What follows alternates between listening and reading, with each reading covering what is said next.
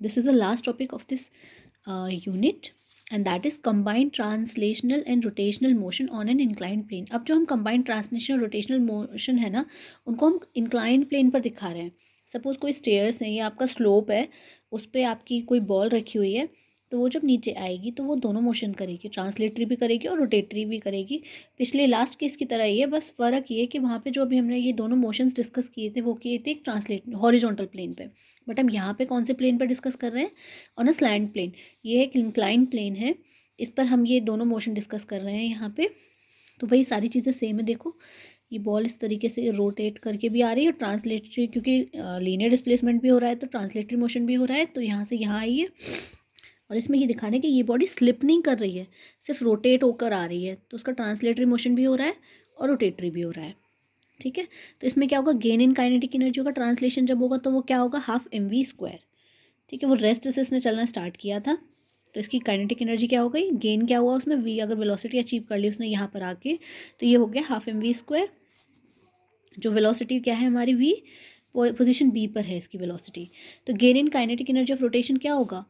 अभी हमने पीछे ही देखा था फॉर्मूला क्या होता है काइनेटिक एनर्जी का रोटेशन में? Half I omega square. तो यह आई की वैल्यू आप लगाओ, तो एम के स्क्वायर, ओमेगा की वी अपॉन आर, तो V square upon R square. I moment of inertia है, जिसको रेडियस ऑफ गायरेशन में हमने एम के स्क्वायर लिखा है, अगर कन्फ्यूजन हो तो बता देती हूँ। आई जो है वो एम आर स्क्वायर फॉर्मूला होता है, लेकिन एम आर स्क्वायर यहाँ पे हम इसलिए नहीं ले रहे क्योंकि यहाँ ऑब्वियसली ऑलरेडी हमने ये आर इसकी रेडियस मानी हुई है। वैसे भी के standard formula M K square ही होता है, जहाँ पे के क्या है? रेडियस ऑफ गायरेशन होती है। तो अब total gain in kinetic energy कितना होगा? ये दिस प्लस ये जो ये वाला नया गेन हुआ, ये वाला गेन इन काइनेटिक एनर्जी जो ओरिजिनल थी, प्लस जो गेन हुआ, ये वाला गेन था, तो ये आ गया। टोटल कितनी हो गई? टोटल गेन जो इनिशियल थी प्लस दिस, तो ये निकल के आ गई। वर्टिकल हाइट क्या होगी बॉडी के थ्रू?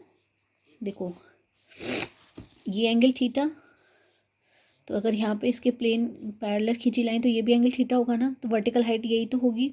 तो जब ये ट्रांसलेटरी, ये जो डिस्प्लेसमेंट है ये एस है, तो ये इसका कितना हो जाएगा? ये एस साइन थीटा और ये एस कॉस थीटा, तो जो हाइट होगी वो इतनी ही तो आएगी, एस साइन थीटा। तो ये हाइट हो गई एच साइन थीटा। तो loss in potential energy gain in kinetic energy होगा ऑब्वियसली, तो लॉस इन पोटेंशियल एनर्जी निकालो, तो उसका फॉर्मूला अब सबको पता है, mgh होता है। एच की वैल्यू यहाँ क्या आई है? एस साइन थीटा, तो इसकी जगह हमने क्या लगा दिया है? S sine theta. तो वही gain in kinetic energy equals to loss in potential energy. तो बस जो हमने यहाँ पे गेन पूरा निकाला था ना ये काइनेटिक एनर्जी का, इक्वल्स टू mgh, ये जो फॉर्मूला निकाला mgh साइन थीटा, इसके बराबर रख दिया, इक्वेट कर दिया।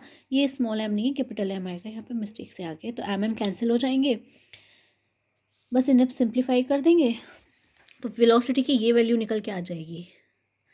ठीक है, since the body starts from rest, क्योंकि बॉडी ने स्टार्ट जो किया था वो रेस्ट से किया था, तो इसलिए जो उसका acceleration a down the inclined plane given by, मतलब formula v square equals to u square plus 2as होता है ना, तो यू जीरो हो गया क्योंकि स्टार्ट उसने रेस्ट पोजीशन से किया है, इसलिए V square is equals to 2as आ गया।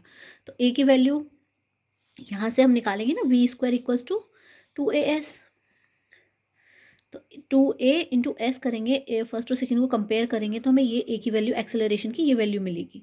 मतलब 2a और एस की वैल्यू आप पीछे से लगाओगे और उसे इक्वल्स टू इसके रख देंगे, तो हमें क्या मिल जाएगा? ए की ये वैल्यू निकल के आ जाएगी एक्सेलरेशन की। तो ये आ गई। अब it T be the time, अगर टाइम डिसेंट का टाइम क्या टी है, तो S is equals to U T plus half A T square. S वही यू ज़ीरो, क्योंकि इनिशियली रेस्ट पर था ऑब्जेक्ट, तो ये आ गया। तो एस की जगह एच अपॉन साइन थीटा, तो इसे सॉल्व कर लिया, यहाँ u t zero half A T square, a की ये वाली वैल्यू सब्स्टिट्यूट कर दी यहाँ पर, तो ये आ गया आपका। तो यहाँ से आपने ये डिसेंट जो टाइम है ना वो निकाल लिया, T is equal to 1 upon sine theta under root 2h upon G 1 plus K square upon R square.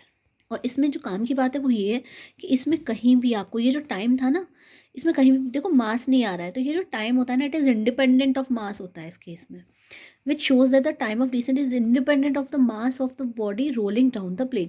From equations 3 and 4, it is clear that the acceleration and the time of descent depend upon radius of gyration. It is depending upon the radius of gyration. मास पर depend नहीं कर रहा, लेकिन radius of gyration पर depend कर रहा है body की, विच is different for different shape object. यानी वरना आप ये कह सकते हो ना कि मास पर डिपेंड नहीं कर रहा, तो आप अलग अलग बॉडीज़ ले लो, अलग अलग शेप की ले लो, लेकिन फ़र्क पड़ेगा। अगर रेडियस ऑफ गायरेशन अलग है तो फ़र्क पड़ेगा, रेडियस ऑफ गायरेशन अगर सेम है तो फ़र्क नहीं पड़ेगा। तो the body which is different for different shaped object, hence acceleration and time of descent will be different for different shaped objects.